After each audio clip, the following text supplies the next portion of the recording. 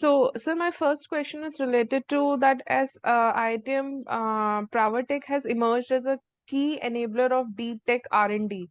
So, what sets apart your approach when it comes to translating academic research into deployable tech solutions? Okay, madam. So I have two parts for any incubation that IITM Pravartak follows. Mm-hmm. Part one is uh, looking at the technology. Okay, how when we talk about deep tech, what is deep tech? Okay, are we going to bring something really earth-shaking, or are we doing something which is already not earth-shaking, but converting it as something that is earth-shaking? Correct. See, the research Mm-hmm. part can be either earth-shaking research, or the product that comes out of it can be earth-shaking. Right. There are two Mm-hmm. aspects. So Yes. we look at both aspects of this. Okay, whether it's deep tech and the product that gets converted from deep tech, is it really deep tech? The product, the research part need not be deep tech. It could be something very ordinary, but then the product coming out of it could be really interesting and deep tech. So we have Mm-hmm. both these aspects. Um, so in previous cases, for example, whatever incubators are doing, they are looking at the technology first as deep tech and then trying to convert it as a product. I'll give you Mm-hmm. one example. Mm-hmm. If you look at the best of the technology, Concorde aircraft, right? That had the Yes. best technology because it was a passenger aircraft which was breaking the speed of sound. But Mm-hmm. commercially, it was not successful. Whereas Yes. take the 737 or A320, these are normal flight technologies, okay? Of course, complicated, but they have been more successful because the customers had looked at these kind of commercial flights. And if you take A380, that was a failure. Okay? It didn't sell that much, and Airbus had to stop production. So there is a very minute difference between deep tech and converting a product from normal research to deep tech. Okay, so Mm-hmm. we concentrate on both, and that's the reason we have been slightly more successful in getting good deep tech companies. Okay. So how do you identify and prioritize technology domains for R&D investments, particularly in electronics and cyber physical systems? Okay, so for us, the job was slightly made easier because the Department of Science and Technology, when they started the technology innovation hubs, they asked us to Mhm. work in specific domains. For example, the domain that we took up was sensors, networking, actuators, and control systems. But if you take a cyber physical system, all these things are integral part of a cyber physical system. For example, if you're going to design a drone, there is a hub on drones and automated drones. See, this has to have control. This has to have a camera or something infrared or something like this attached, which is a sensor. Then this drone has to be flown through actuators, and there is a control system part of it. And if the drone swarms are there, then you have this networking part of the drones that are also coming in. So for us, we did not go for any specific area like drones or automated cars or healthcare or whatever it is. We are working in sensors, networking actuators, and control systems, which are very, very generic topics. So that gave us a sort of a freedom, plus also it defined the border boundaries for us. Okay, Okay. so DST's initiative on this National Mission on Interdisciplinary Cyber Physical System, or NMICPS, with a specific area was very, very useful. Okay. So many of your initiatives involve AI, cybersecurity, or things related to IoT. So how do you decide which areas to focus on for innovation and incubation? Okay, see, the idea is that we have a technical committee, okay, where Mhm. there are experts who identify whether a particular topic or a particular research topic could become a good product, and that's the first part. That's the technology part. There is also a committee that is a business committee that we have. They will try to take this product as such and try to see whether there are customers for this product. And before Mhm. that, when someone applies and we take them for incubation, or even before incubation, we ask them to go through. So IIT Madras has this Gopalakrishnan Deshpande Center for Entrepreneurship.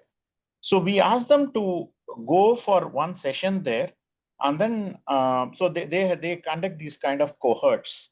So we ask them to go join one of the cohorts and see what is their acceptance for their product. Okay. Because you could have a deep tech research which has good patents, but that may not be converted to a The customer what the product. customer Yes. wants. Okay, so Yes. try to plug both the gaps. We look at deep tech. We have an automated software tool which can tell you whether your project, your technology is worth patenting, or if there are patents that are already existing, or what is the idea for patenting. So this we have, and that takes care of the technology part.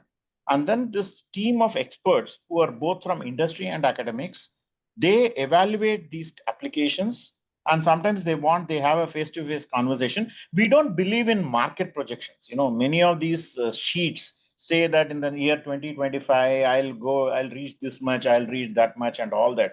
Those are all, I mean, very good for paper. That's what we believe. What we Mm-hmm. believe is that, if the product is really good and you actually satisfy the customer, Mm-hmm. automatically the money comes to you. So this is the Yes. philosophy under which we operate. The market projection and the market needs are all, a sort of because, I mean, to today, yes, we know that the aviation industry is growing very much. So you could have a great market projection, but if you cannot capture even 1% of that, what is the point with your product? What is the point in looking at market projection? So we don't we give only secondary importance for the products, market, and other things. We look at how the founders, whether they are very passionate about their product, whether they are listening to customers, because the most important part of any product is listening to the customer. And I Mm-hmm. think we people are very poor in listening to the other person, because we want to put our point of view always. So this is what we look at in an entrepreneur, not only technology part, but their personal skills. And we also ask them to go through this GDC, Gopalakrishnan Deshpande Center for Entrepreneurship Training Program cohort. So all these things put together gives a good, what should I say, a startup for the startup to start with this. Okay. So, what role does indigenous platforms and IP development play in your R&D strategy, especially in a globally competitive semiconductor and electronics ecosystem? So if you the semiconductor ecosystem is very, very challenging.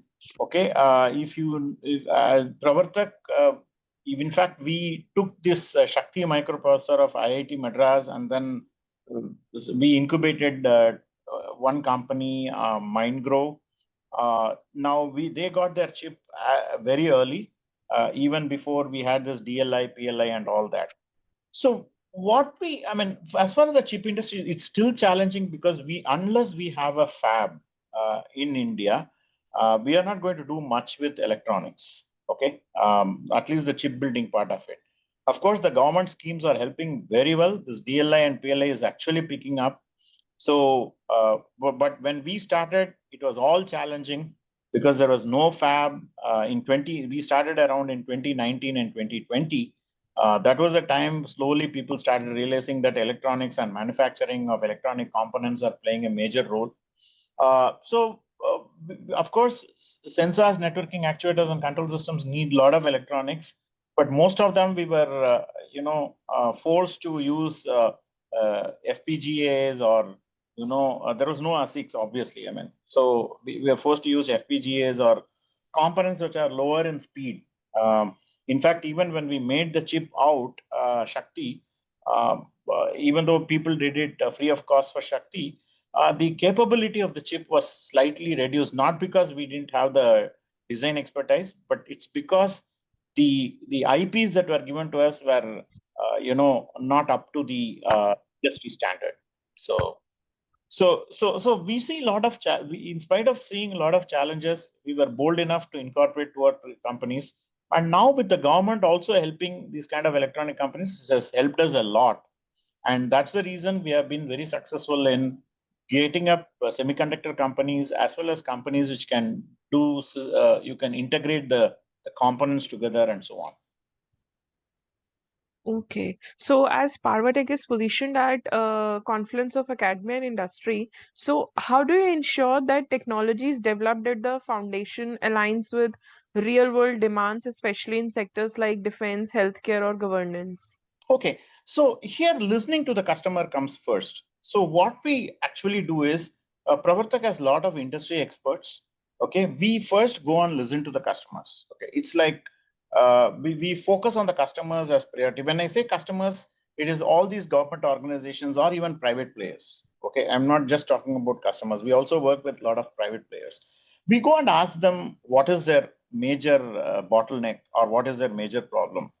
Now, since we are in the academic front and we have a lot of discussion with professors at IIT Madras, there is a matchmaking that we do. For example, given a problem, what is the best solution that is possible? Okay. One example that we can give is we were working for a project in Hampi. Okay, this was on this project is on heritage. Okay, so I'll give you one example where we mixed. This example will tell you how we approach this problem. So see, Hampi, you have all these broken statues, right?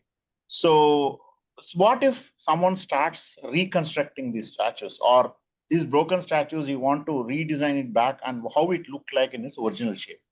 Now, if you are just looking at the problem from just a research point of view, mathematically you can do lots of triangulation, and then you can look at the strength of the material, and then you can get a design which is based on triangulation, strength of the material, shape of the object, and things like that, right? Now, this is the research solution that you will get, but we didn't Mm-hmm. approach the problem in that way. What we did was we asked the customer, okay, do we have any literature that describes this image or statue? Okay, then these people got us a lot of copper plates, this palm leaf scripts, and even some photographs of the Britishers who had taken some of the idols. So when we looked at it, okay, we thought, why can't we use artificial intelligence or generative AI to reconstruct things back? You know, not looking at it from an engineering, I'm looking at it from a customer point of view. The customer is more interested in sort of what is the description of the object, because in those days, I mean, when these poets used to describe a king, they used to say that he looked like a lion. Okay, that means he doesn't look like a lion, but Mm-hmm. his nature was that of a lion, right? So Mm-hmm. similarly, for these kind of images or statues or idols, broken idols, there were descriptions. Okay. And if the descriptions, then based on the description and a old photograph, I'm able to restore, okay, how it looked like. Then I bring in this concept of triangulation and then the research topics. Then it gives you a proof that it only looked like this. Otherwise, if, for example, we want to say a person how he looked at a person looked like about 100 years before, it's only at the artist's mind that he comes into, right? I mean, there's no scientific evidence. Here we know because of the description, the photos, we say that this is how the object looked like, and therefore we then apply the engineering techniques, and then you get the original shape. You have at least a proof that how you got the original shape, right? So this is Mm-hmm. where we do. So we listen to the customers, get their problem statements, then go back to IIT Madras or any institution, because the DST has told us that we can work with any institution within India. We find the best of the solutions that are there, research solutions, and then at Pravartak we merge these two together to give the complete solution to the customer.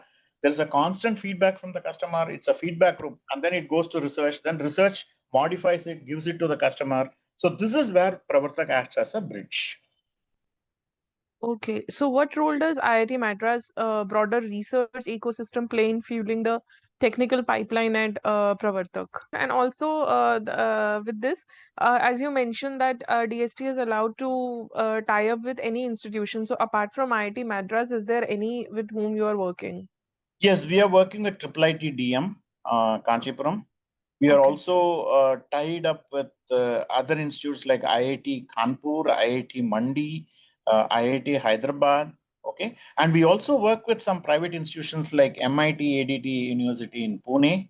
Okay, so since we are not, as I told you, we are not bound by just IIT Madras alone, but probably about 60 to 70% of the work we do through IIT Madras, from IIT Madras. Okay, so rest of the 40 to 40% or 30% we work with other institutions. For example, we work with a university in Kanchipuram.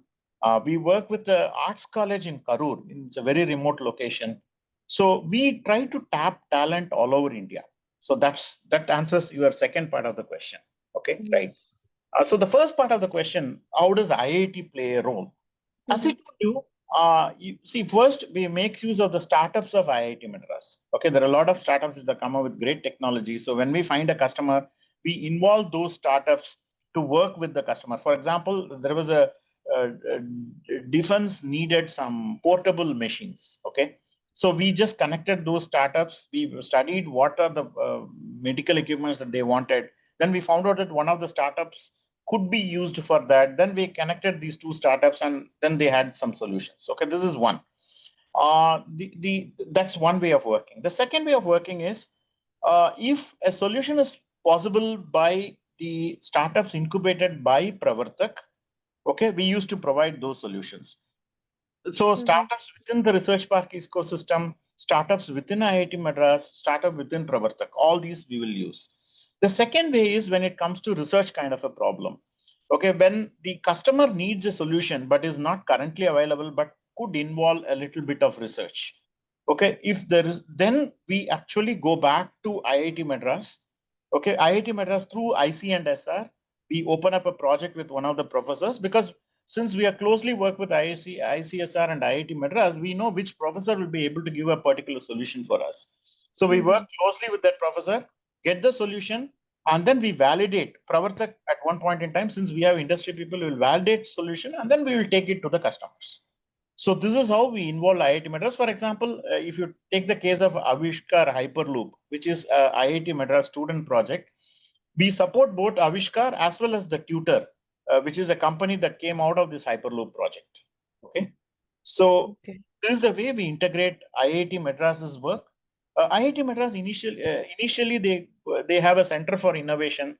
So we also look at some of the projects at Center of Innovation because those are all at the proof of concept stage. Then once it matures to a certain level, then if the customer is there, then we bridge these two together. That's the way we work. Okay. Okay. So how does the foundation facilitate the transition from fundamental research to product-ready technology in critical areas such as embedded systems, sensors, robotics, or edge AI? Okay, so the see the fundamentals. I can give you one example, probably in AI, which is very close to our heart because see we were working with one of the government agencies to translate speech into various languages because India has 23 languages. Someone speaks in Hindi, immediately you need translation in other languages. So AI is a great tool. You all know about Bashini, right? So Yes. Bashni, which is from IIT Madras. But Yes. unfortunately, what happens is Bashni is a fantastic tool to convert speech into various languages. But then the most important part that is missing is something called the context. Okay, let me put it this way. Suppose you are arguing in a court of law. Okay, Mm-hmm. so you have to talk about the judicial context, right? Or if you, Yes. let's say, I'll give you another example, Parliament. In Mm-hmm. Parliament, suppose someone says that I have tabled a bill.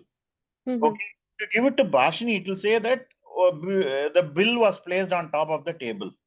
Okay, Mm-hmm. but tabling the bill in a parliamentary context is to introduce something, right? Yes. So this context is missing in Bashini, correct? So Bashini is a general purpose tool. So we firmly believe that instead of going for large language models with the billions of parameters, what we need is a context specific small language model. Okay, this has Mm-hmm. been our philosophy, and that's why we started the Center for Human Centric Artificial Intelligence. So, what we do is we take Bashini's fundamentals, no doubt, but then we put in the context. Okay, and then it becomes translational research. So this is how we work. I mean, I gave AI as one example. We do it for every area. Okay, we start with the fundamental research, then put a context to it so that it becomes translational, and then we take it to the customers. So So, this is the yes. uniqueness of Pravartak as an incubator. Okay, because I have seen, I have studied some of the many of the incubators. Now here, many of the incubators, what they do is they just give them some funds, they give them some space, and then they are the team is left to fend for themselves. At Pravartak, the philosophy is that each company that gets incubated or each research that comes to us is like a child. Someone has to Mm-hmm. grow up the child. Okay, they have to take Mm-hmm. care at different stages until we hand them over to a VC. Okay, so until then, there are numerous steps that are taken, but this is all possible only if there is a cooperation from the incubated company also. Okay, Yes. sometimes these people think that they have the best technology and they don't need any help, and we have seen failures like that also. Okay. So can you share certain examples where academic research gets incubated at Pravartak that has evolved into a market deployable solution? Okay, Tutor Hyperloop is straightforward example. Okay, they have got their first customer in the Kandla port. Okay, Okay. there is a company called Mr. Jan, but this is not from IIT. This is from Triple IT DM. Okay, Kanchipuram. Okay, they have got a product which can measure the strength of concrete walls. Okay, and they have started selling it to customers. Okay, then there are other companies which we have worked a lot for defense. Okay, which probably I may not be able to give you the products that we are working on. Okay, or we have worked and given it to them. Okay. Okay. So could you please walk us through the tech architecture behind the real-time translation of parliamentary proceeding and what were the key technical and deployment challenges? Okay, so this is one project that we started doing for Sunset TV. Okay. Okay. As I told you, the parliamentary context, to work in that context, for example, the name of the MP, okay, is pronounced differently by different people, right? Yes. Okay, so this was one of the challenge that we had, okay, where we, even though we had fundamental research done with one of these language translators, but the way they speak, okay, actually makes a huge difference because the AI is not actually intelligent enough, okay, to give the right names of people also. Okay, that you could have Yes. seen in even Google also, right? Yes. Yes. Pronounce the names in different slang. I think, say for example, B instead of V, then it prints something different. Okay, so that was one of the challenge. The second challenge was to ensure that it doesn't use any derogatory word. Okay. Mm-hmm. See, this is a great challenge because if someone uh, says some word and the translation becomes very derogatory, and especially if in the context of parliament, Yes. it becomes a global issue, right? Yes. So Yes. these are all some of the precautions that we had to take in the context of language translation. So you have to be very, very critical about. That is why we always believe that a human interface is always needed in AI. Because Yes. people generally tend to believe that if AI means will I lose jobs, will it remove me out of. But we believe that AI means that humans have to become more sharper and more intelligent. So Mm-hmm. we always have human in a loop in these kind of situations. So even in the parliamentary context, it's not just complete automation. There is one human who continuously monitors so that the words that comes out are not derogatory, or they are not out of context and all those things. Okay, even though, Okay. and the point is that when these people do the correction, the AI automatically learns, and next time it doesn't make the same mistake. You understand it, right? Okay. So Yes. Yes. otherwise, no, you repeat the same mistakes. The good point about AI is, unlike human beings, once they make a mistake, they understand that it's a mistake and then try to change. That's why they are intelligent, quote unquote intelligent. But we as Yes. human beings might miss it, right? So, Yes. so this is the challenge, and this is how we overcame, at least in this context. Okay. So how's your organization is leveraging emerging technologies, for example, quantum computing, neuromorphic systems, or secure chip design to build India's strategic tech capabilities? Okay, so currently we don't do anything in quantum because quantum is handled completely under a different mission. Okay. Okay.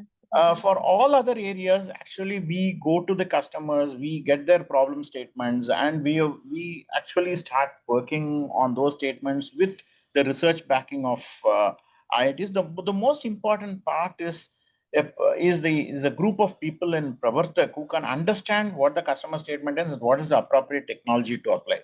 I mean, as Professor Kamakoti says, you don't need a gun to shoot a mosquito, right?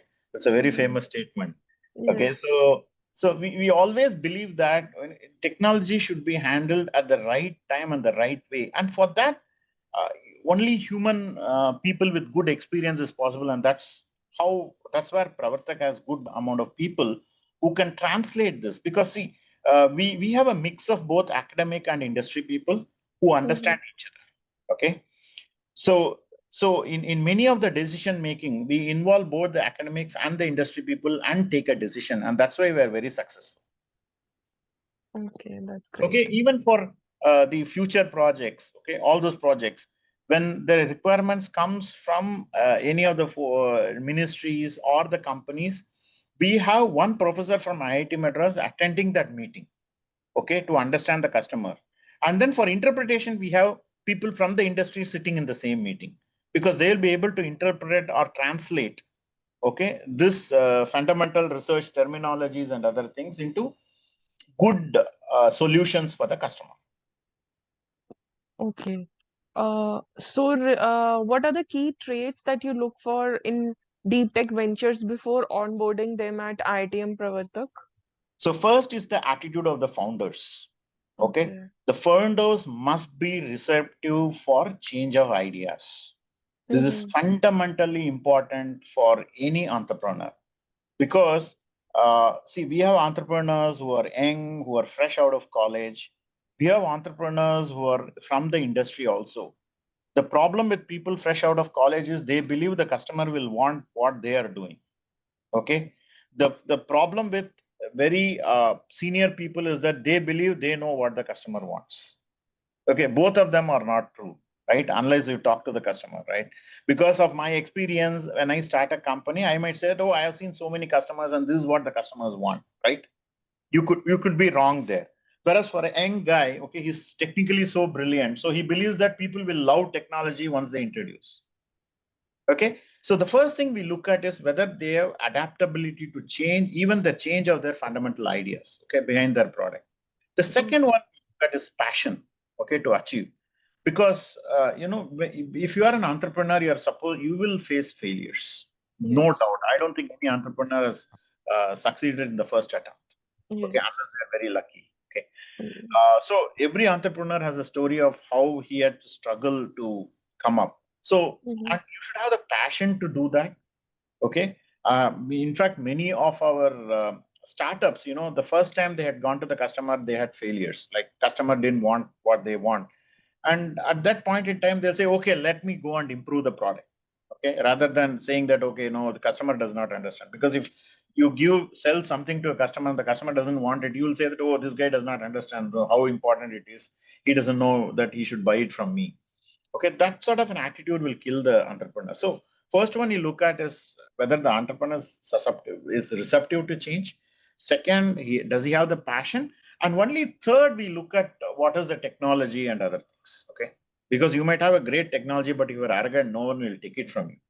Yes. Okay, so these are the three qualities, important qualities that we see. Other than after that, we help them. If there is, for example, if they don't have any marketing or sales people, we, as an incubator, I have some marketing or sales people, and I ask them to represent their product. But one thing about the startups is that, look, we always charge them, because in business you should know the value of money, right? Mm-hmm. So even though we provide some people for business and other things, we charge them a small amount. It's a token amount, okay, but we charge them to let them understand that, in business, money is making is important, probably with some truthfulness. Okay, so that is what we aim at, and to teach entrepreneurs that, look, in business every part means money. So you do not expect anything free of cost. We are not a government with giving it free of cost. Okay, so that lesson we teach them to the entrepreneurs right from day one. Okay. Because otherwise what happens, these people accept subsidies, they expect the government support at every place. Because I've seen a lot of meetings where the private industries go and ask, what will the government give me? Okay, Mm-hmm. so Yes. I think to some extent it's okay, but then you can't expect everything from the government and try to make profit. Okay, so Mm-hmm. so we teach these True. entrepreneurs, like, you can't expect everything free of cost. For everything, there is a Yes. value, and you pay the value. Yes. How does Pravartak help early stage startups bridge the gap between prototype and product market fit, especially in capital intensive sectors like semiconductors or smart transportation? Okay, so this is where the government is also helping us. So if you look at, see, for example, electronic design automated tool is very expensive for a startup to buy, right? I mean, as you say, these tools are very expensive. What we do is we have tie up with these EDA tools vendors, and then say that, look, so you should. I mean, there is also, see, everyone who comes and does business for you looks at what is in it for me, right? Mm-hmm. Now, what now? These EDA tool vendors, we went and told them that, look, if you let us give a lower cost for your tools, where there are 7 or 8 startups with me who can work in this, you know that finally they will have to buy your tool because they have got used to your tool. Okay, so instead of selling one tool to me at a high price, you're going to give a discount of, say, some X percentage to me, but I'm going to give you 2X customers because those are 2X are my startups, right? Mm-hmm. You understood it, right? Say, for example, Yes. purchase a tool. Let's say a tool costs 100 rupees. Okay, I ask the Mm-hmm. vendor to give it to me for 30 rupees, and I tell the vendor that you are giving it to me for 30 rupees, but I'm going to have 8 startups under me. Okay. Mm-hmm. Once the Mm-hmm. startup moves out, all these 8 guys has to buy that tool, right? Because they are now tied to the tool. Yes. So these EDA vendors also look at that kind of a. It's not the immediate profit that they are looking at, but over a period of time, they will also make exponential profit, right? Okay, because Yes. tomorrow if these companies go big, he will have 8 customers buying the tools for 100 rupees. Mm-hmm. Okay, Yes. so Yes. this is what we have done in many of the cases. Okay, so if so capital intensive stuff, okay, instead of asking each of these guys to buy each of these tool at 50% discount, we said that since we are an incubator, okay, we will buy the tool, and then you people, and we'll have a license agreement such that all these incubators can share, and we will guarantee that all these tools will be used only on a legitimate and correct purpose. I mean, the companies are also honest enough to work with us, and that's the only way, because with the kind of constraints that we face with the cost of these tools are exorbitantly expensive.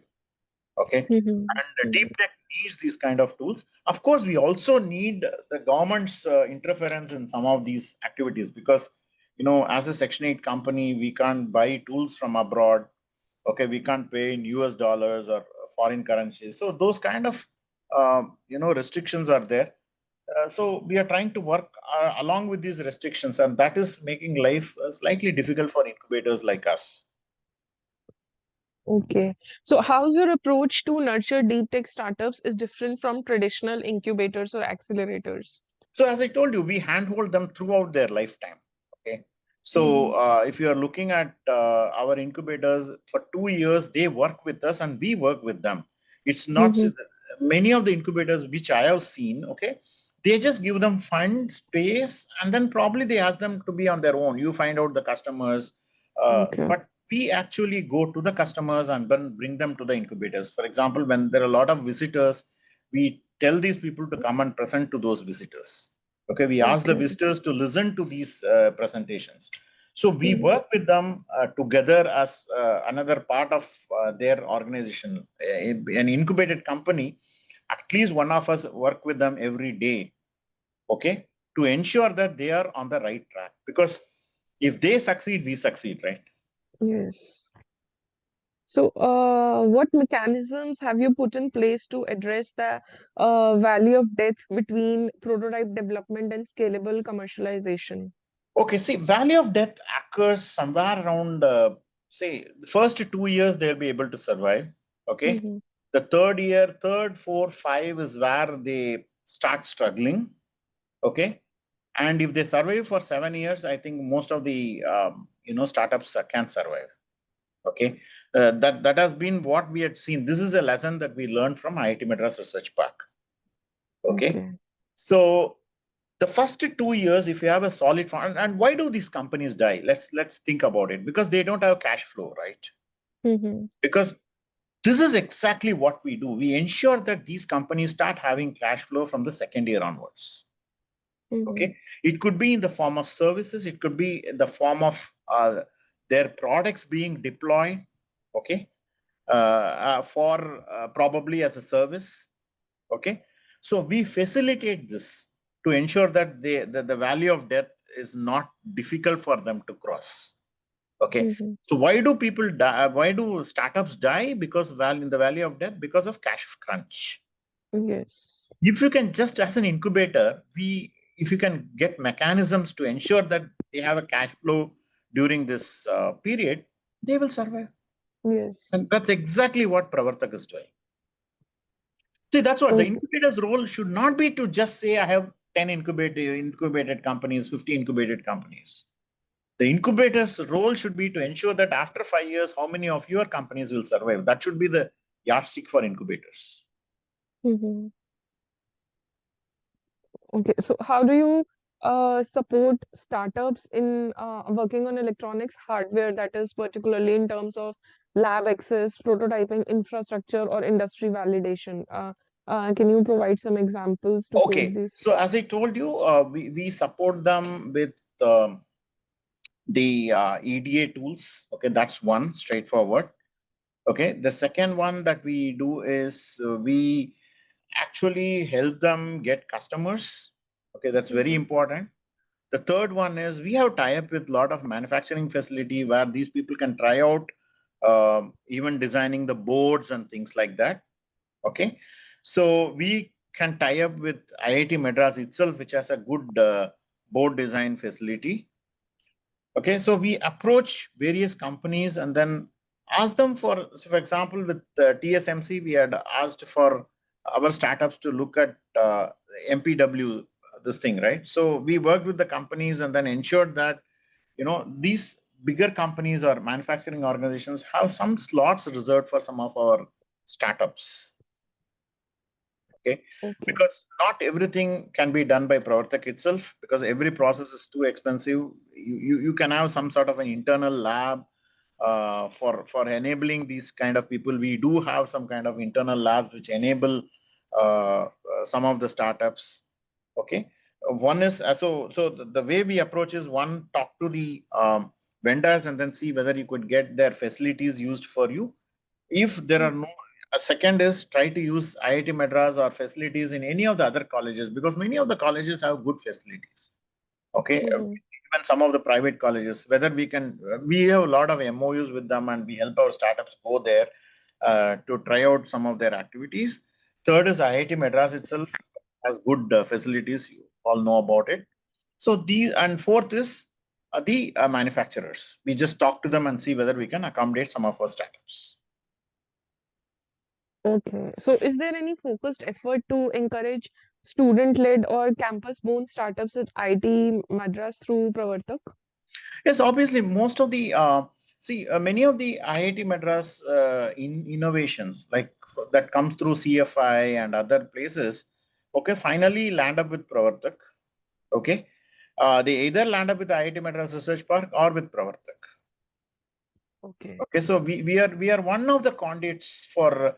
Of course, we can't enter the areas of healthcare or rural technology and things like that. Of course, within our sensors, networking actuators, and control systems, we have started incubating many of the companies. There is a company called Folium Sensing, which does optical sensors. Okay, Mm-hmm. as I told you, there is a company called Rio Systems, which works on wireless sensing. Okay, there's a company, as I told you, that is electrical waves, Mr. Gen, that uses electrical waves for sensing. So many of these sensing companies or new technology in sensing, they come to us for incubation. And that happens through IIT Madras. Okay. So can you elaborate as in standout startup success stories from your cohort that have achieved commercialization or large-scale impact, especially in smart manufacturing or defense electronics or IoT? So if you look at, we are about 4 years old.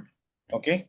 So Mm-hmm. any startup makes an impact only after 5 or 6 years. Okay. Yes, yes. But from Pravartak point of view, there have been few startups which have started going close to, and please note that we are deep tech startups. Okay, we don't Yes. have platforms. Platforms can come up within 5 months or 6 months, and then they either go bust or they go bang. Okay, one of these things. Yes. But deep tech startups have a slow lifetime. Okay, and if you look at Tutor Hyperloop, for example, they are here for quite some time. They have now got their first customer. Okay. Mm-hmm. Then the company like Mr. Jen, which is a very small company which uses electrical sensing techniques, they have got our first customer. They have started selling their product. Okay. Okay. Okay. Mindgrow is in touch with a lot of customers because that's a chip manufacturing design company. Yes. Right? Yes. So obviously they will take a lot of time because they should have customers signing up with them, and then their products have to be validated, tested. So deep tech is quite a long route. Okay, it's a high risk, high return venture. Any deep tech is a high risk venture. So that is why I was telling you that the value of death is slightly longer for these guys, and so you should have some cash flow for them during that period. So that is the difference between incubating high tech companies and incubating normal companies that work on platforms. Okay. So, what is your strategic roadmap for scaling Pravartak's impact over the next 3 to 5 years in India's deep tech and electronics innovation space? So there are two areas that we are concentrating on currently. One is aviation, and second, as you mentioned, is electronics. Okay. Mm-hmm. Because if you look at and we are specifically concentrating on safety and cybersecurity, safety of avionics and cybersecurity of electronic components. Okay, Okay. because we had seen quite recently that the surprise is the best element of any offense. Okay, Mm-hmm. so we believe that, and we are going to be threatened by cybersecurity by actors. Okay, so Okay. our experience has been that in electronics, we will focus on cybersecurity or secure electronic components, and in aviation, we'll concentrate on safe aviation, Hmm. engineering. Okay, Mm. these are going to be two focus areas for the next 3 to 4 years for us. Okay. So, how do you envision Pravartak contributing to national missions like Made in India or Atmanirbhar Bharat, particularly in electronics and semiconductor Oh, a domain? lot, a lot. Okay. Our major mission is to have Atmanirbhar components. Okay. Mm-hmm. See, a technology with you offers a lot of flexibility. Okay. Mm-hmm. See, today people are talking, China was successful because of that. Okay. Let's learn something from China also. For example, their civil military fusion is one extreme example of how successful some products your own technology products can be, right? See, the government's mission also, if you see, we are looking at language models with our India specific. Now, let me Mm-hmm. tell you why I'm very confident in saying that we'll have Atmanirbhar solutions. See, the problems of India are different from problems that exist in the West. Okay, Yes. let's be very clear about this. Uh, See, I'll give you one example. 5G is one fantastic example. See, when 5G network, see, why is 5G network designed in Europe and US? They have fast, or they have autobahns where your vehicle is driving at 200, 300 kilometers per hour. And so you need a fast internet connectivity, right? Whereas in India, people travel by auto, okay, they travel by cycle, they travel by two-wheeler. And what's the maximum speed? About 100? Then why do Mm. you need that technology here, right? Yes, you Yes. do need in certain places. For example, if you are going to get bullet train, then you need that technology. But how many places do trains run today? Okay. Mm. Whereas how many places where these autos and two-wheelers go? If you look at this, so this problem becomes specific to India, right? So that's exactly, if you remember, IIT Madras came up with this 5G concept because of this problem. So the problems of India are totally different from problems we envisage in other countries. So for Mm. local problems, you should look at local solutions. Unfortunately, what we are doing is we call them as jugaad and try Yes. to demean them. Okay, it is not true. Okay, a local problem needs a local solution because the local solution has to be cost effective. For example, the India, you have the population to absorb the technology, so your cost need not be so high for any technology. Okay, Mhm. and probably that is one of the reasons we are able to attract a lot of medical tourists and other people. Okay, so Mhm. only if you have Atmanirbhar solutions for our problems, one, cost will come down. One, see, because India is very, very conscious about cost. Correct? Yes. Compromise to some extent, they could compromise quality for cost. Okay, Yes. I'll give you one example where Pravartak is working. Okay, see, we are trying to use low cost digital stethoscopes, okay, for identifying heart problems. Okay, so the traditionally, if you want to identify these kind of problems, okay, you will have to spend at least 85,000 rupees or 1 lakh rupees to identify what the problem is. But we are trying to get a solution with about 5,000 rupees, which could have certain amount of errors. Okay, but the error will be on not saying that a person who has a problem, it will not say that the person does not have a problem. It might say that for one or two people, a person who is normal and healthy, it might say that yes, he has a problem. You understood, right? Mhm. A person Mhm. who really has a problem, our solution will definitely identify. Sometimes it might say that a person who doesn't have a problem has a problem, but then after that he can go for the higher test and find out whether things are fine or not. So Mhm. India has to have a solution like this because the cost difference between what we are looking at, say 5,000 rupees, whereas the regular solution will be 85,000 rupees. And look at the cost difference, right? How many people can afford this? So, so these are the kind of technologies that we work on. And when you go for local solutions, definitely you will have lower cost and probably over a period of time, you can improve upon the quality of the product. Okay. Mhm.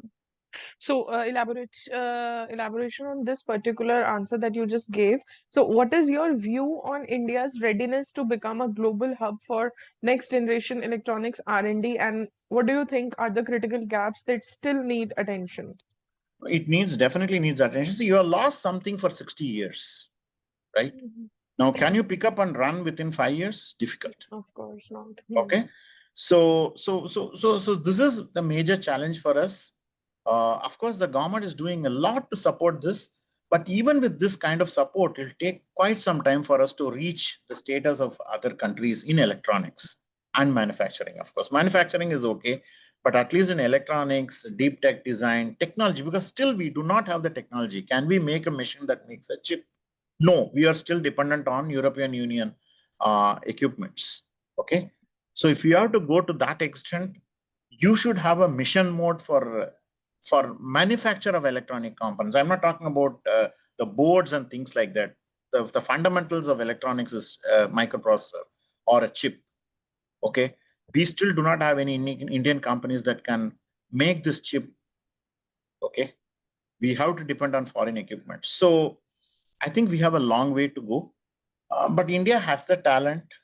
Okay, I know many of the people who work in foreign hardware chip design companies are Indians who studied in India. Okay, they don't have the opportunity to work. Probably we Mhm. should start creating opportunities for them, and the local, we should encourage the technologies that make the chip. Okay, manufacturing is one part. The other part is the technologies that make the chip, that we have to, because electronics is, I mean, is now going to be there. Okay, you can't Mhm. remove it from your this thing. Probably we could do the next leap by going into optics instead of electronics. Okay.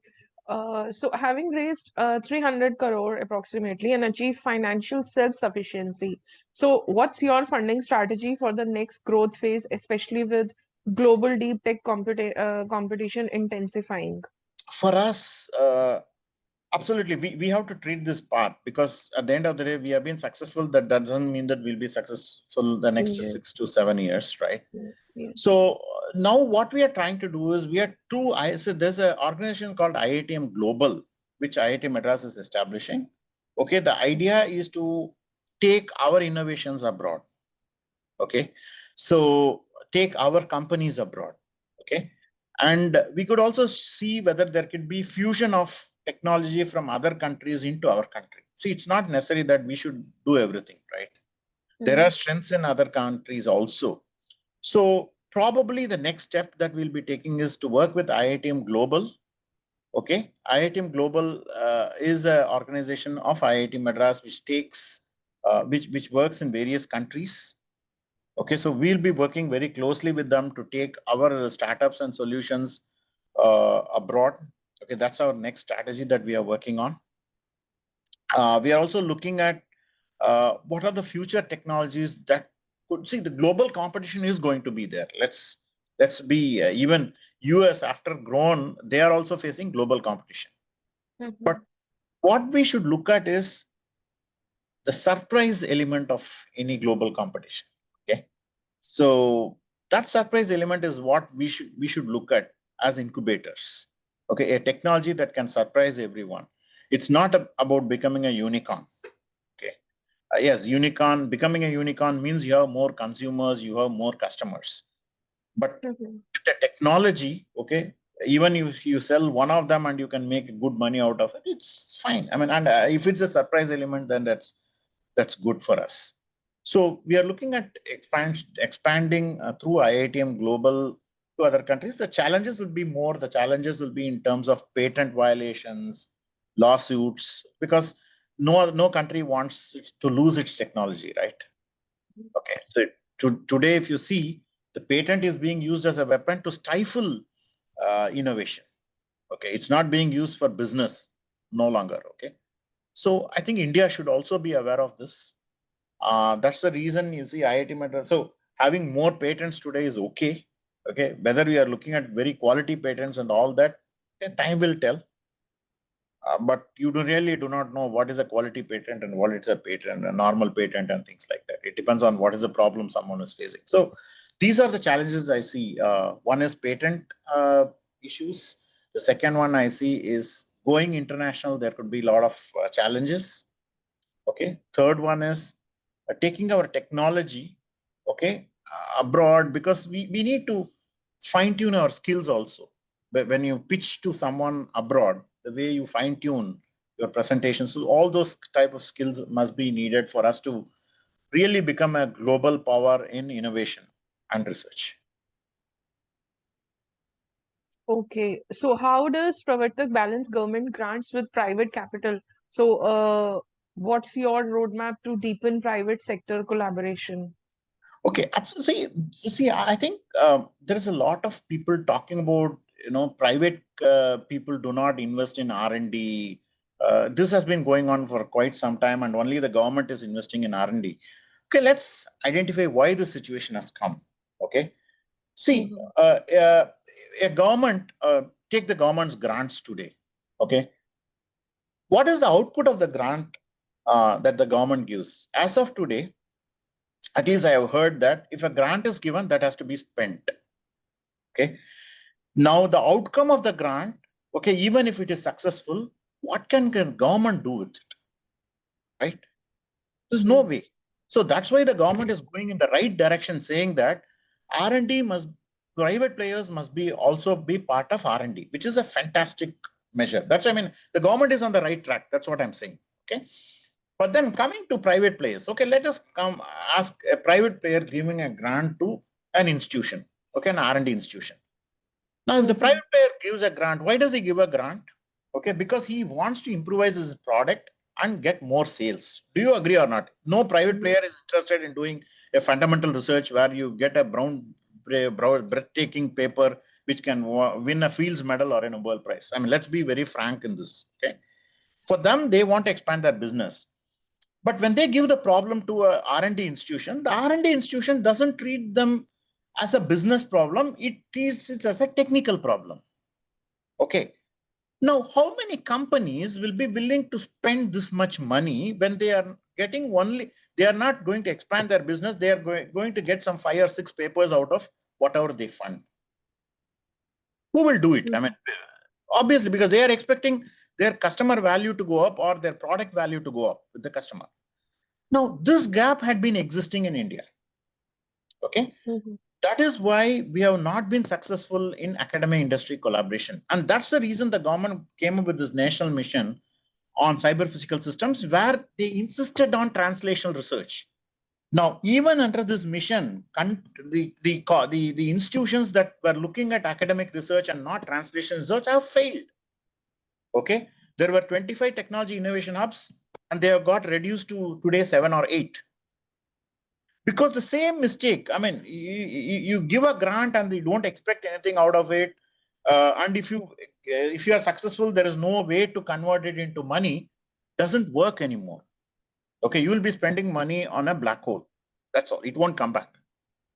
So the need of the hour, that is exactly the reason translational research was set up by National Mission for Cyber-Physical Systems. And Pravartak, I'm proud to say that we have shown the way that it is possible, because we both receive government grant as well as we also work on, we also got money from private players also, right? So if you do translation research, the industry is willing to give you the grant. That's the truth. Okay, the industry also, you should also look at it from the industry point of view, because so we have seen success there, and India could see success, because India is going in the right direction by trying to increase private equity and participation. For example, the Department of Science and Technology has given us extra funding. Okay, with the string that is attached is that we should bring an equal amount of funding from the other private players also, private or government players which are working on translational research. So they are given us X, they want X to come from the private player. This is a challenge that has been thrown at us, and we know we can achieve this challenge because we already have got more than what they had given us as grant. If you do translation research, understand the customer, merge academic research into this, you will get the solution. True. So, do you foresee Pravartak eventually spinning off its own commercial ventures or dedicated IP licensing units? See, for us, we are only helping people, okay, catalyzing innovation. That's our goal. Okay, we only want to help. We will help small and medium industries. We want to act as a catalyst. We don't want to be the dominant player. Let us be clear. Okay, because see, there are too many people who are want to have dominance, and they essentially fail.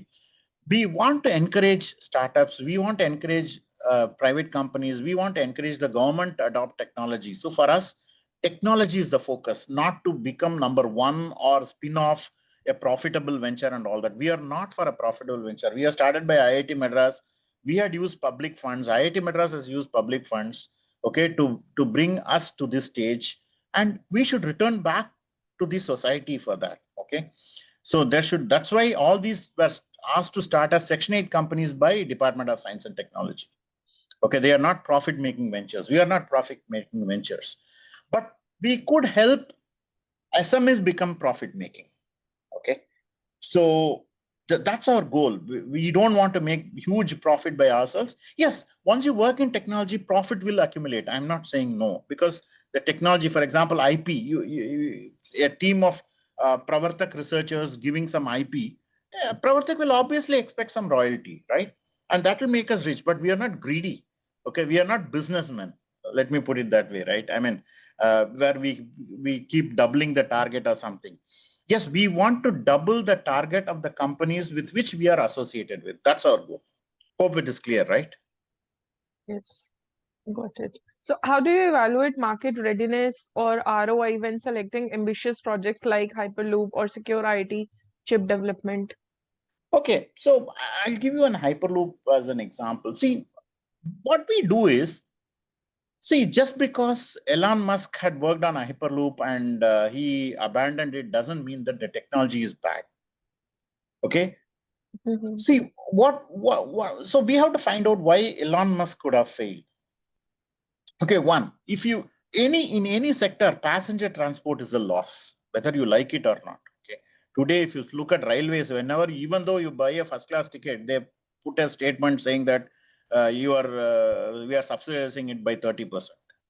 Correct? They don't put that in a goods train, right?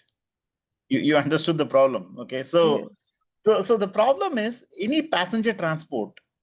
because you have to provide a lot of safety features and certifications and all that, it becomes very expensive. Okay. So, for example, if you want to use a medical grade equipment, it's very expensive because of certifications. Okay. Now, what we thought was, yeah, probably that route is going to be very expensive. So, what if you just use it for, transport of goods? Okay.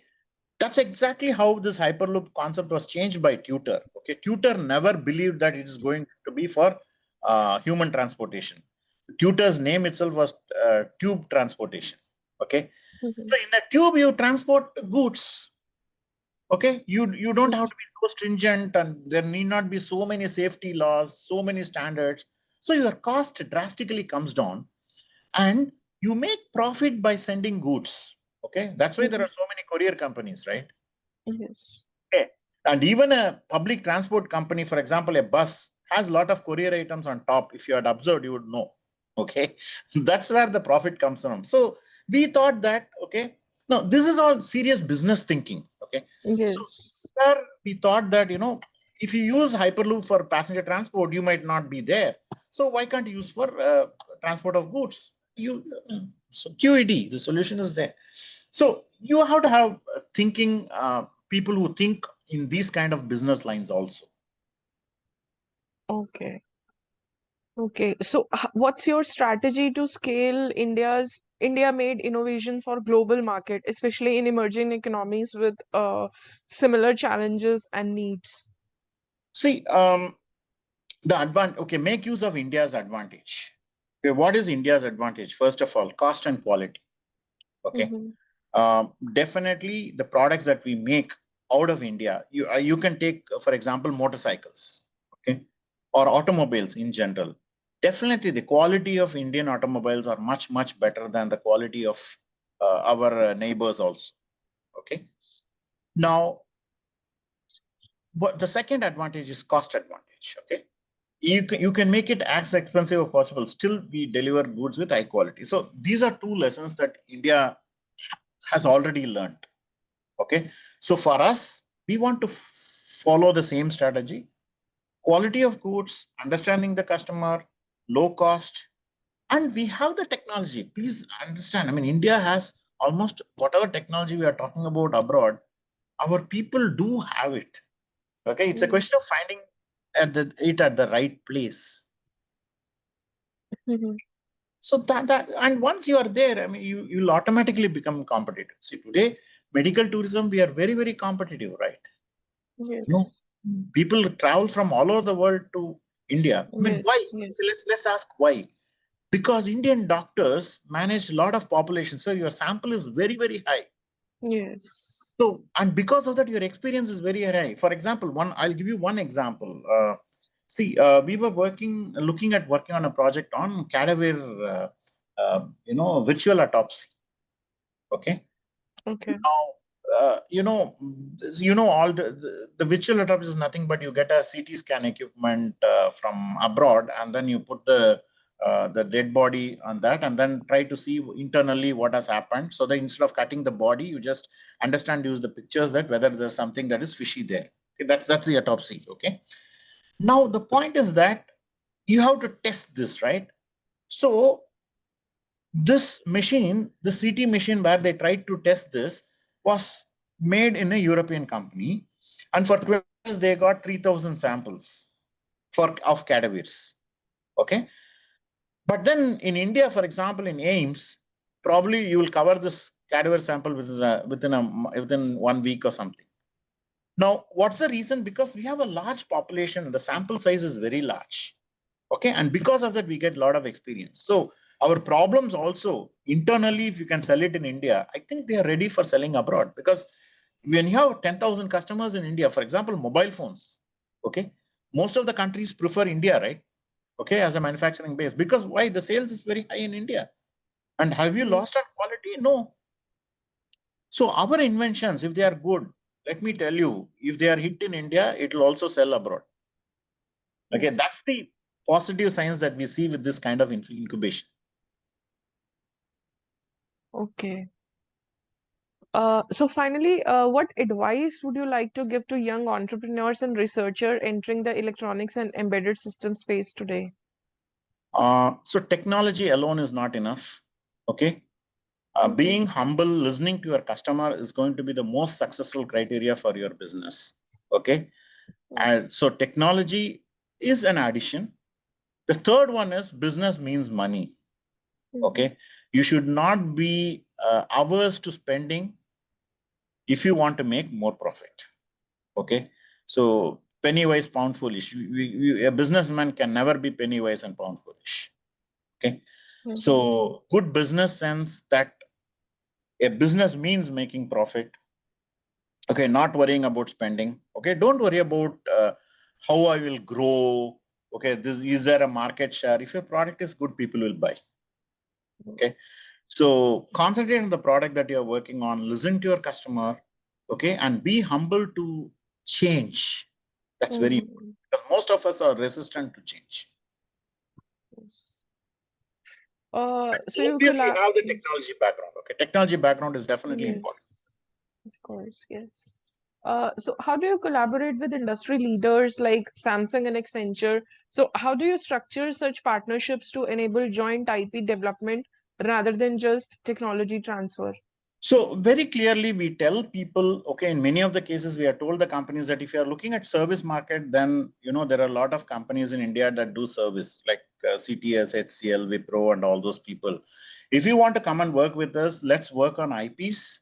Let's work on technology that will uplift, or we should hold as a kind of a joint patent and things like that. That's how we differ from other companies. Otherwise, we'll become just like another Infosys are doing service for our customers, right?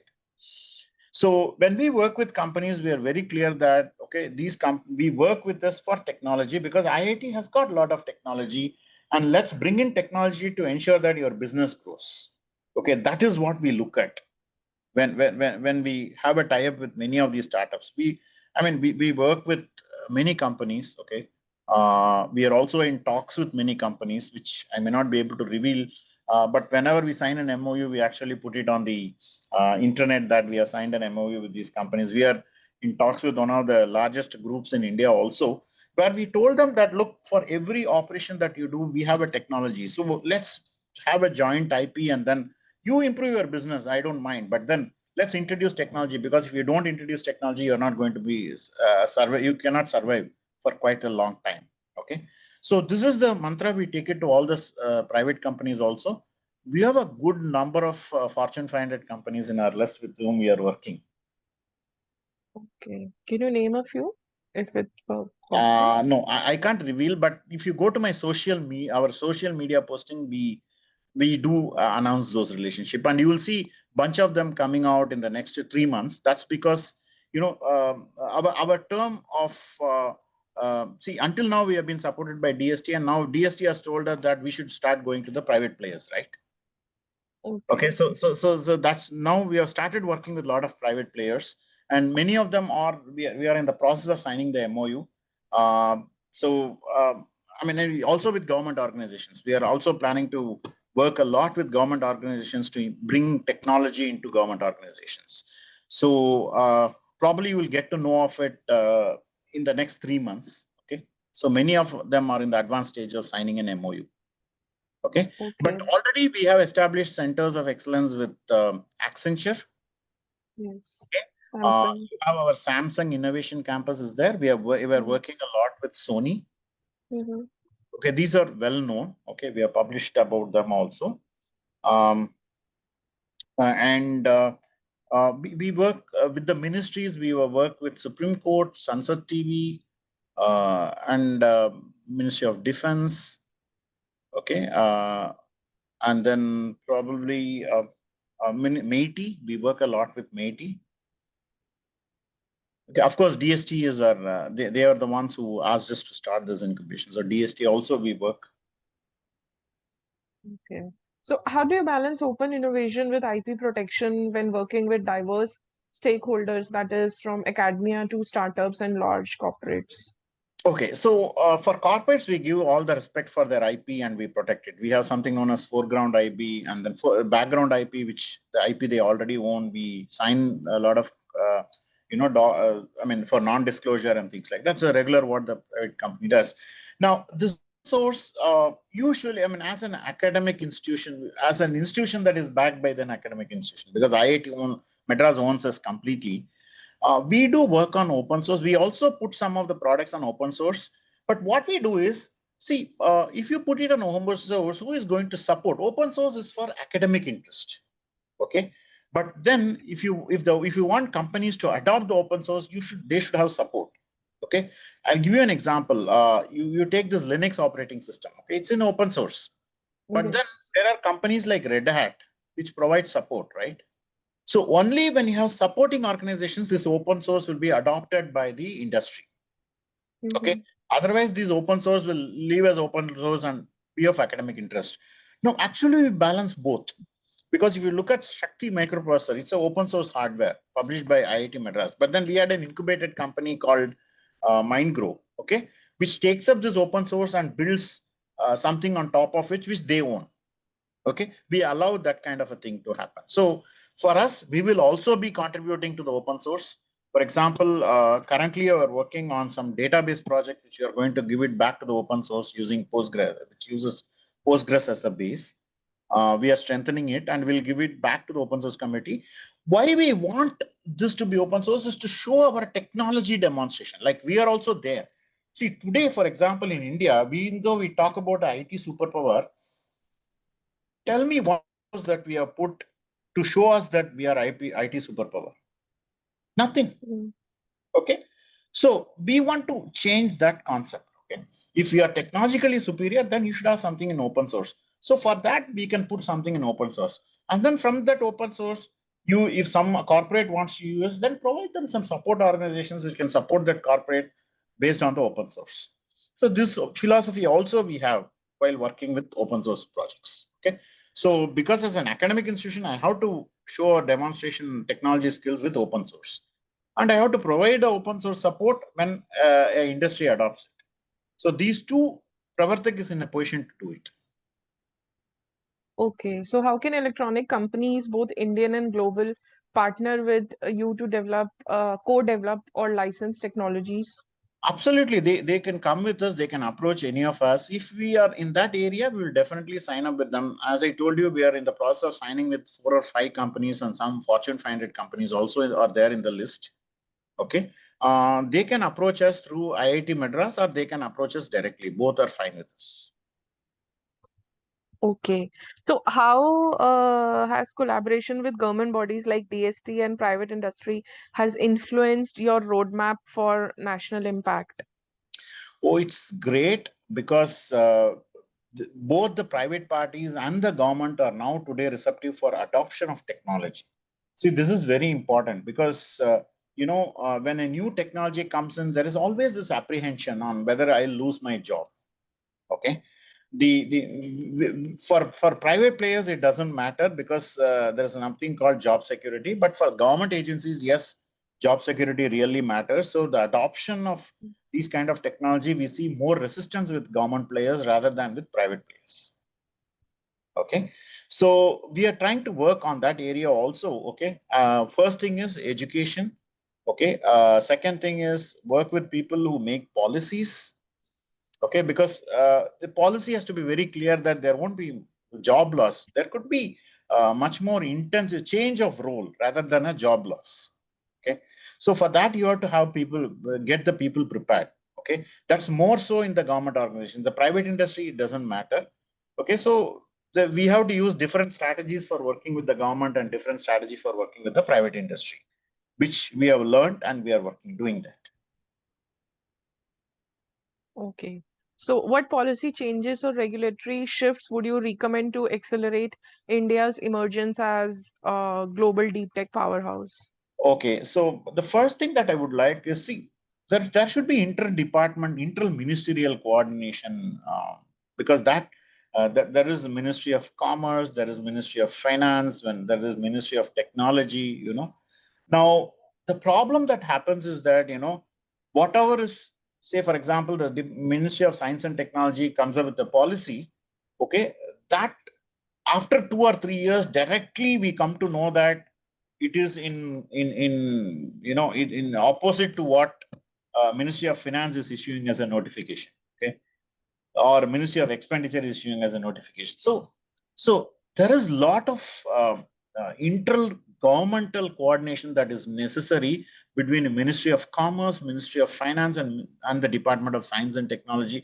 By science and technology, I also mean MeitY and other scientific organizations. Okay, let me put it that way. Because today, what is happening? See, you have this global GFR norms. Okay, the norm that is used for laying a road or construction is the same norm that is given for R&D. Okay, now this is not correct. R&D, laying a road cannot be equated with a deep tech R&D project. You agree, right? Yes. Now, but the financial norms are the same. Okay, of course, now they are trying to bring in some relaxation, but that's not enough because US succeed. See, how did China succeed? Because there was a lot of government backing for what they are doing. How did US succeed? Because there are a lot of private players who got involved with the government backing. I think India, being a democracy, should balance these two approaches together, okay, for us to be deep tech successful. Now, if you want that to happen, a lot of coordination must happen, and the results or the decisions must be taken quite fast. You can't have a decision sitting on a table for 3 months for an R&D project. Okay, so this is something that we should, at least the interministerial coordination should look at to ensure that deep tech companies survive. Otherwise, what will happen is that these companies will start the technology in India, but they will go abroad. Okay, we have been able to successfully prevent one or two, but what we have lost is more than what we have prevented from going abroad. See, the danger thing is the base technology comes out of India, but it gets grown outside India. Okay, this is if our systems do not react quite fast, this is the danger for all the deep tech companies. You will invent the deep tech, but someone will take it abroad, and it's a real fact. Mhm. So, as we know, skilling has been a major focus. So, how do you ensure alignment between training programs and the skills that deep tech startups actually need? See, deep tech startup has a massive problem in skilling. Okay, Mm-hmm. the problem lies with our engineering education. Okay, let's be very clear. You take any idea. Okay, for example, you conduct an hackathon. Okay, today we have conducted so many hackathons. The ideas that come out of these engineering colleges are abysmal. Okay, probably 0.1% of the ideas are exceptional. Okay, you might have 10,000 ideas, but probably one or two ideas are exceptional. Okay, I think the thinking of today's technical people or engineers, okay, must expand a lot rather than it is contracting a lot. Okay, we have so many engineering colleges definitely in India, but unfortunately the quality output from them is really bad, and that is affecting a lot of deep tech. Now, if you go to the engineering colleges, they will go back and say that the quality of education in India is bad. School education is very bad. People don't have fundamentals in mathematics, physics, chemistry. Then how can they come and do engineering? Yes, these are all facts. Okay. From us, you see skilling and training. Okay, you can make a goat a better goat or a tiger a better tiger. You cannot convert a goat as a tiger by skilling or training. Okay. This is the fundamental philosophy. So if you are going to produce junk, you can slightly improve their quality, but you can't run away from the fact that you are going to create, geniuses out of junk. Okay. Mm-hmm.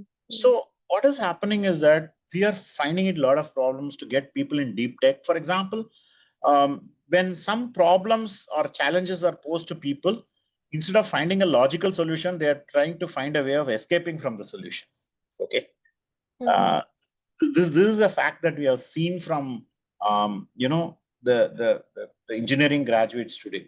Now that attitude has to change. So whatever amount of skilling and things like that is fine. Okay, at the end of the day, whatever skilling, there should be a basic talent that should be inherent in the people. Okay, and if the basic talent is there, then skilling them becomes very easy. Okay. Mm-hmm. So for India, I think there should be a lot of insistence that instead of these dead subjects which are taught in engineering colleges where the lecture comes and talks and talks and talks, I think a lot of practical experience has to go into these people. Now, in that way, national education policy has done a wonderful job of Swayam Plus, where you can go through skilling courses and then even use it for credits in your degree. Okay, this academic bank of credits is one of the best things that have come out as far as we are seeing for deep tech skills. Mm-hmm. So Okay. India is in the right direction, but it's a question of how absorbing it. And definitely, I can tell you that even a normal IT industry is facing manpower shortage or good skills people. Imagine deep tech. No? Hmm. True. So, how is Pravartak inspiring the next generation of engineers and scientists at the school and college level? Oh, at the school level, we have a program called Vidya Shakti.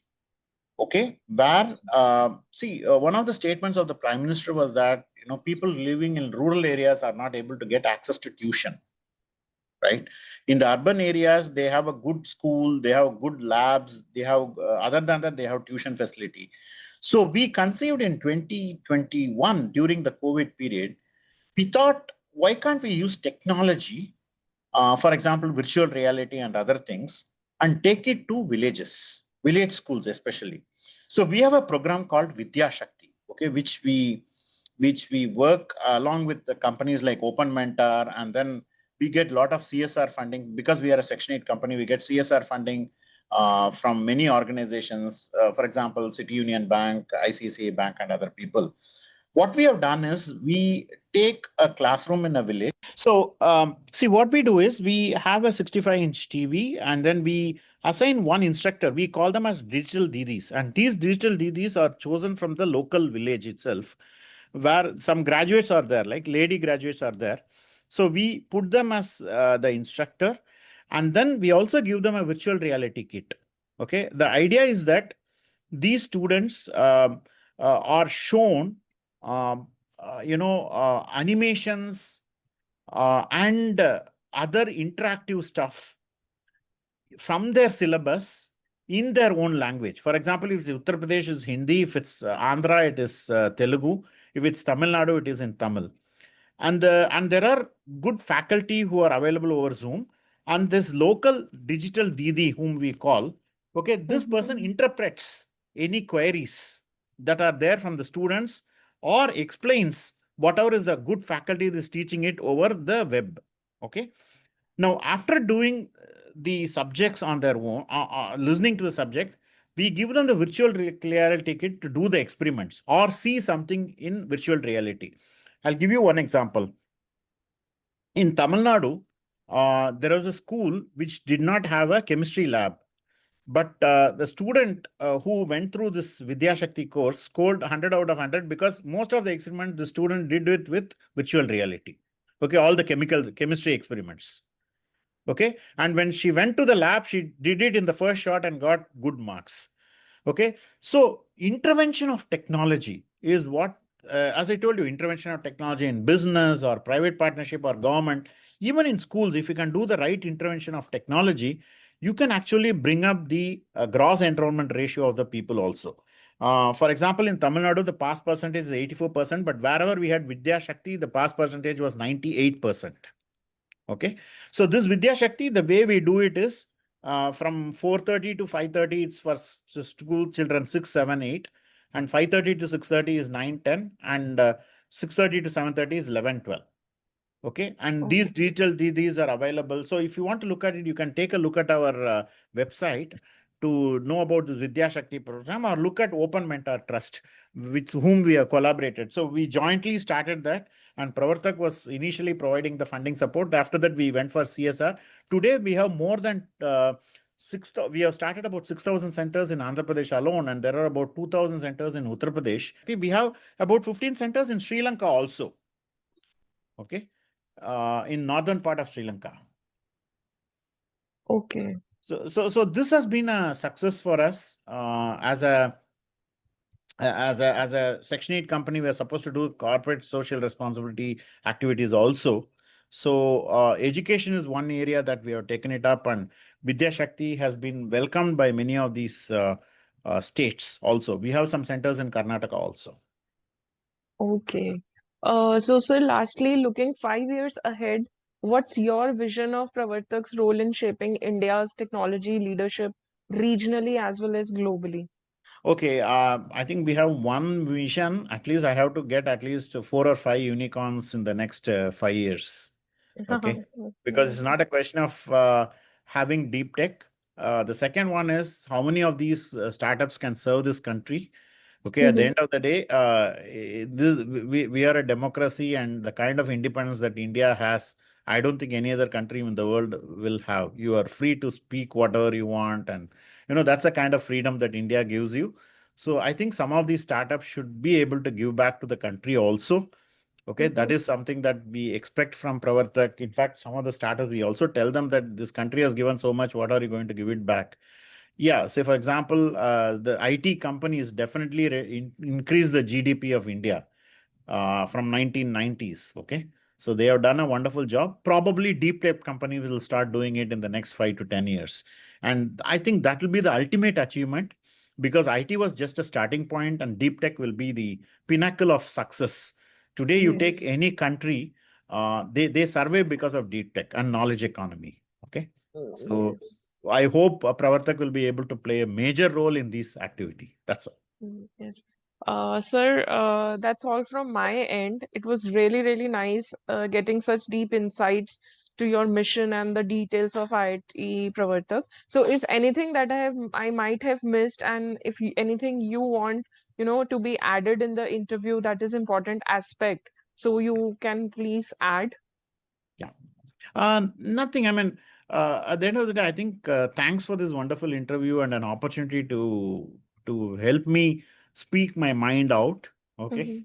so because we believe that we were so passionate about the deep tech, and we want it to be successful. That's why we are so passionate about it. Okay, and I think it's because of the blessings of IIT Madras. We have a wonderful ecosystem, a wonderful director who is aiming for deep tech. Okay, and also the Department of Science, which is it has got one of its best mission called Nation Mission on Cybersecurity Systems. These are the you know really instrument in today's Pravartak's growth. So I want to thank all of them. Okay. Okay, sir. Thank you so much for your time, sir. Looking forward to have more inter. I think you should visit us once to see what we are doing. Yes, Okay. sir. Sure, we can plan the visit. I'll surely get connected with the with you for the same. Okay. Thank you so much for your time, sir. No, I should thank you for for interviewing me. Okay, I know I delayed because I was traveling a lot. Not a problem, sir. Thanks a lot. Thanks a lot. Hi. Okay, sir. Thank you. Bye bye. Have a good day.